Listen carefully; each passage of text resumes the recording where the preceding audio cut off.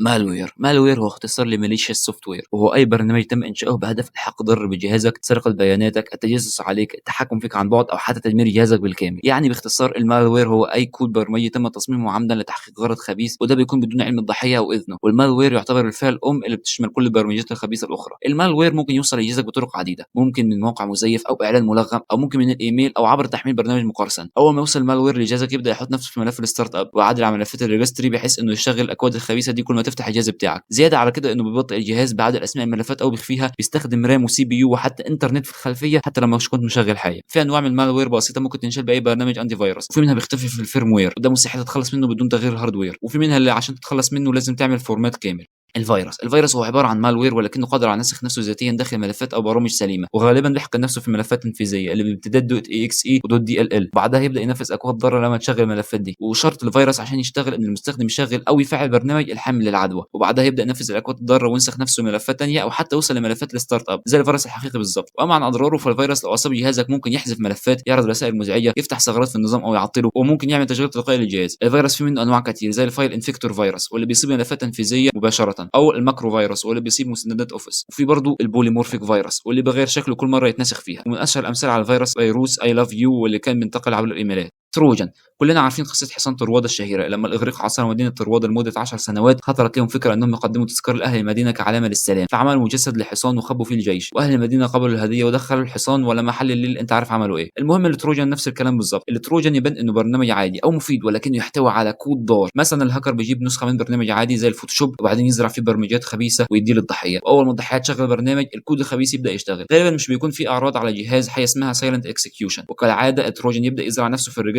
بمجرد ما العمليه دي تتم التروجان يقدر انه يعمل اي حاجه حسب نوعه. فمثلا في انواع بتعمل باب خلفي في الجهاز لدخول الهاكر ودي الباك دور تروجان، في نوع بينزل برامج خبيثه ومال ويرز ثانيه من الانترنت وده داونلودر تروجان، في نوع بيسجل كل ضغطه زرار وده الكي لوجر تروجان. المشكله في التروجان انه بيخش من بابك الامامي، يعني انت اللي بتفتحه بنفسك وبعدي من تحت رادار برامج الحمايه بسهوله. ولو التروجان زرع نفسه في الستارت اب او كان الرات متطور شويه ممكن تضطر انك تعمل فورمات كامل. الجدير بالذكر ان التروجان مش بينسخ نفسه، وفي انواع بتنتشر في الشبكه وانواع لا، ولكن اللي بيميزه انه بيكون مختفي بطريقه تخلي من الصعب التخلص منه. مثال على التروجان برنامج ظهر في 2007 اسمه زيوس او زد بوت، كان بيخفي نفسه في المواقع المصرفيه ويبدا يبعت لك لينكات خبيثه او بيكون في اعلان ملغم. سباي وير هو نوع من البرمجيات الخبيثه يتم تثبيته سرا على جهازك بهدف مراقبه نشاطك وسرقه معلوماتك بدون علمك او اذنك. نفس الكلام ممكن يوصلك عن طريق برنامج مزيف زي برنامج بيقدم ميزه الفي بي ان مثلا، او مرفق مع ايميل، او حتى ممكن يوصلك من تثبيت اكستنشن مش موثوق في المتصفح. ولكن السباي وير غير اي مالوير، مش بيكون هدفه التخريب، هدفه المراقبه في صمت، بحيث انه لما بيشتغل بيزرع نفسه في الريجستري وملفات النظام وملفات الاب داتا والتم من غير اي اشعارات او فتح نوافذ، فقط بيراقبك. وطبعا في منه انواع كتير، في اللي بيوصل للكاميرا والميكروفون، وفي اللي بياخد لقطات للشاشه، وفي اللي بيسجل كل ضغطه مفتاح في الكيبورد، وفي اللي بياخد اي بيانات بتدخلها. وكل البيانات المجمعه دي السباي وير بيحولها على سيرفر تحكم، واحيانا بيضغط البيانات في ملفات مشفره وبيستخدم قنوات مشفره عشان يتفادى انظمه الحمايه. فلو لقيت الكاميرا والميكروفون بيفتحوا في اوقات عشوائيه او في نشاط على الشبكه وانت مش فاتح اي حاجه، او المتصفح والانترنت بيطئوا بشكل رهيب، هنا لازم تشك. ومعانا شويه نصايح ممكن ينفعوك في الحاله ديت. افصل الانترنت فورا وادخل السيف مود، افحص الجهاز كمان باداه قويه، افحص الريجستري وملفات التشغيل التلقائي، غير كل كلمات السر من جهاز تاني نظيف، راجع صلاحيات الكاميرا والمايك. ولو الضرر كبير فالافضل تعمل فورمات. من اخطر برامج السباي وير برنامج بيجاسوس، وللاسف مطور من قبل الشركه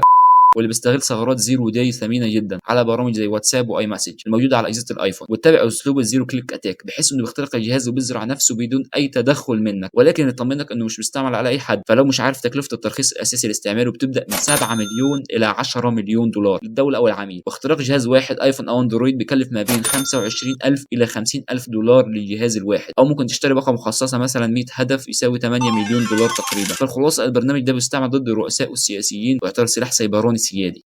الادوير هو عباره عن برنامج بيدخل على جهازك وبيعرض اعلانات بدون اذنك، واحيانا بيجمع بيانات عشان يرسل لك اعلانات موجهه او يرمي اعلانات بطريقه عشوائيه فتضغط عليها. ممكن تثبت على جهازك لما تثبت برنامج مجاني او لما تضيف اكستنشن للمتصفح. بمجرد ما يشتغل بيعدل اعدادات المتصفح، يحقن اعلانات في الصفحات اللي بتزورها، يفتح نافذ بوب ابس بشكل متكرر، احيانا يراقب الكيبورد وسلوكك. نفس الكلام مع اي مالوير، بيزرع نفسه في ملفات الستارت اب والريجستري ويعيد تثبيت نفسه لو حذفته بطريقه تقليديه. امثله على الادوير برنامج صيني اخترق 250 مليون جهاز اسمه فايربول، كان يراقب المتصفح ويحقن الاعلانات. الحل التخلص منه يكمن في حذف اي اكستنشن مش معروفه واستخدام انتي فيروس زي مالوير بايتس او هيتمان برو.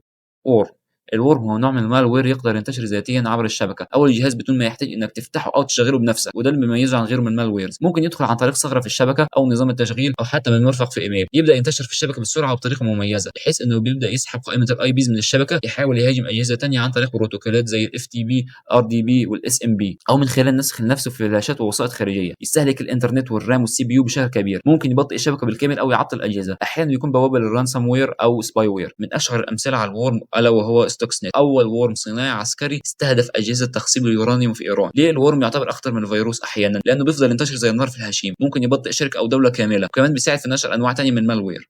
رانسام وير. الرانسام وير هو نوع من البرمجيات الخبيثه بيخترق جهازك ويشفر ملفاتك، وبعدها يطلب منك فديه فلوس او بيتكوين علشان تفك التشفير وتسترجع بياناتك. هدفه الاساسي تشفير بياناتك المهمه، صور، مستندات، قواعد بيانات، تعطيل اعمالك الشخصيه او التجاريه، ضغط عليك نفسيا واقتصاديا علشان تدفع. ممكن يوصلك عن طريق مرافقات الايميل، اعلان ملغم، وانت عارف الباقي احنا قلناه 50 مره. اول ما تفتحه بيعمل فحص ملفاتك المهمه، بيتجنب ملفات النظام عشان الجهاز يفضل شغال، يبدا يشفر ملفات بطرق قويه زي الار اس اي والاي اي اس، بيمسح النسخ الاحتياطيه، الشادو كوبيز والباك اب، يوقف برنامج الحمايه، يزرع رساله فديه كل مجلد. والمشكله انه بيستخدم تشفير صعب الكسر فعليا، اي اي اس 256، او تشفير مزدوج هايبريد انكريبشن. ملفك يشفر باي اي اس والمفتاح يشفر بار اس اي، يعني حتى اقوى اجهزه فك التشفير تحتاج الاف السنين. في منه اللي بيشفر بس زي الكريبت ورانسام وير، وفي اللي بيهدد بنشرها زي الدوكس وير، وفي حتى الرانسام وير از سيرفيس، خدمه بيأجرها الهاكرز على الانترنت لناس ثانيه بتدفع نسبه من الارباح. مثال على الرانسام وير برنامج وانا كراي، اصاب 300 الف جهاز في 150 دوله، من بينهم مستشفيات وشركات. لا قدر الله واجهت حاجه زي ديت في يوم من الايام، لا ينصح ابدا انك تدفع اي مبلغ للمخترق، لان اولا انت مش ضامن انه يرجع بياناتك، غير كده انك بتشجعه يعمل كده في ضحيه ثانيه.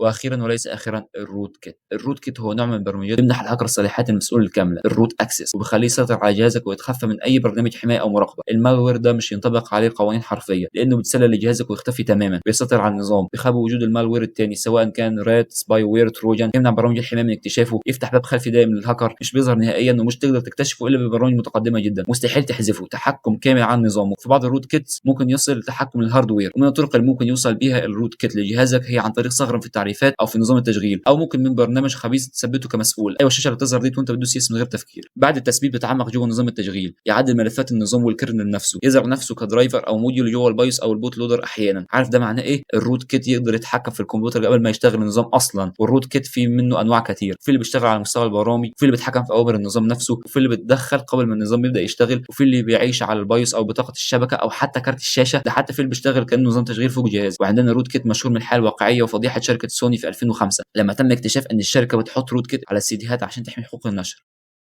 وبس دي كانت المالويرز الرئيسيه معانا النهارده، اتمنى يكون الفيديو عجبك، وسلام.